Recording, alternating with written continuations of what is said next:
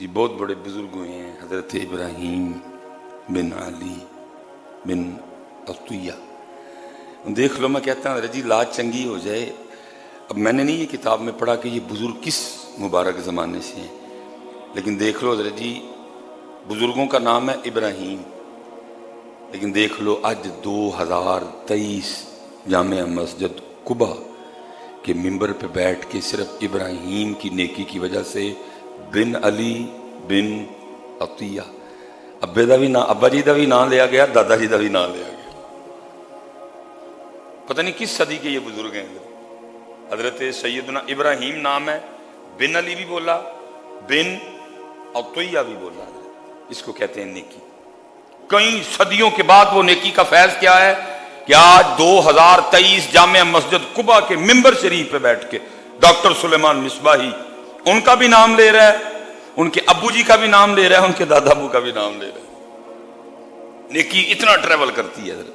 اور پتہ نہیں حضرت کب قیامت آئے گی، کتنی دیر تک خطیب اس بات کو ممبر شریف پہ اپنی اپنی محافل میں مجلسوں میں اس کو سنائیں گے، اور ان کا بھی نام لیا جائے گا، ابا جی کا بھی نام لیا جائے گا، دادا جی کا بھی نام لیا جائے گا. نیکی اتنی دیر تک ٹریول کرتی ہے حضرت. تو نصیب جاگے جی، خواب میں نبی پاک علیہ الصلوۃ والسلام کی زیارت ہوئی. اور میں کہتا ہوں حضرت کیسا کامل اللہ کا ولی ہوگا، اور کس قدر خوف خدا، کس قدر حضرت جی قیامت کا، حشر کا، اللہ کے حضور حاضر ہونے کا خوف.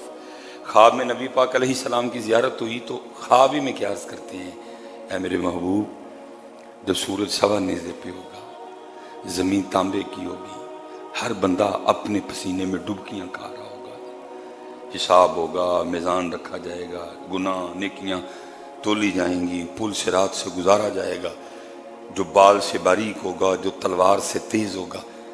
تو اے میرے محبوب میں اس دن آپ سے آپ کی شفاعت کا سوال کرتا ہوں.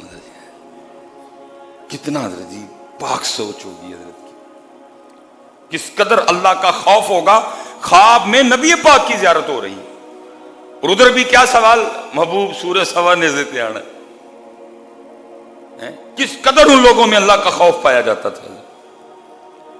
تو جب انہوں نے نبی پاک علیہ الصلوۃ والسلام کی بارگاہ میں عرض کی نا، تو پھر آگے سے نبی پاک علیہ السلام نے فرمایا، اے ابراہیم پھر اس طرح کیا کر، اکثر من الصلاۃ علی، تو بڑی کثرت سے مجھ پہ درود پڑا کر، میں ضرور تیری شفاعت کروں گا.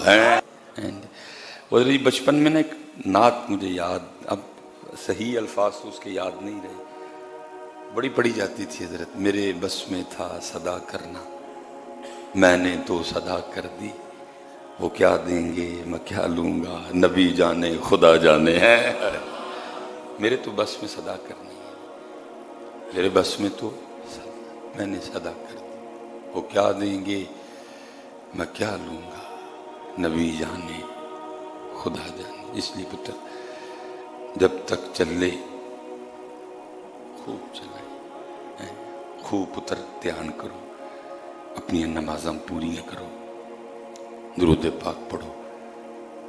اور بیٹا جتنے اسپیشلی نوجوان جب پتر درود شریف تو صحیح فائدہ لینا ہے نا، پھر پہلا حلال کھاؤ، 100% اثر کرے گا. صحیح اگر درود پاک سے فائدہ لینا ہے پھر پتر ہے زبان نہ جھوٹ نہ بولو، 100% کام کرے گا.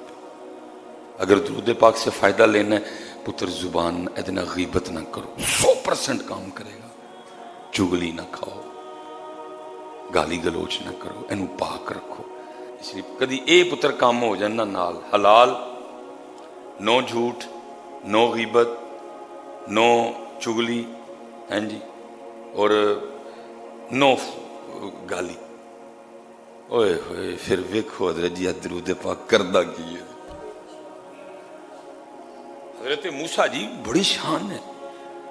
اللہ خود کہہ رہے ہیں تلک الرسل فضلنا بعضهم على بعض منہم من کلم اللہ ورفع بعضهم درجات. اللہ خود کہہ رہے ہیں، کلیم ہے ہمارے.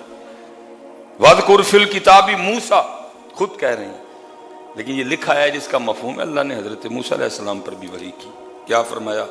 حضرت موسیٰ علیہ السلام پر وحی فرمائی، اے موسیٰ علیہ السلام اگر میری عبادت کرنے والا کوئی ایک شخص بھی نہ ہوتا تو میں گناہگار کو پلک جھپکنے کی بھی مہلت نہ دیتا ہے۔ فرمایا میرے کلیم اگر لا الہ الا اللہ کہنے والا ایک بھی نہ ہوتا تو میں جہنم کو دنیا پر بہا دیتا۔ پھر فرمایا ہے موسیٰ کیا تو چاہتا ہے کہ قیامت کے روز پیاسا نہ ہو؟ موسیٰ علیہ السلام نے عرض کی تھی ہاں یا اللہ میں چاہتا ہوں کہ قیامت کے روز پیاسا نہ ہوں۔ فرمایا پھر میرے محبوب پہ خوب درود پاک پڑھا کرو ہیں۔ موسیٰ علیہ السلام کو اللہ اے کلیم چاہتے ہو کہ قیامت کے روز پیاسے نہ؟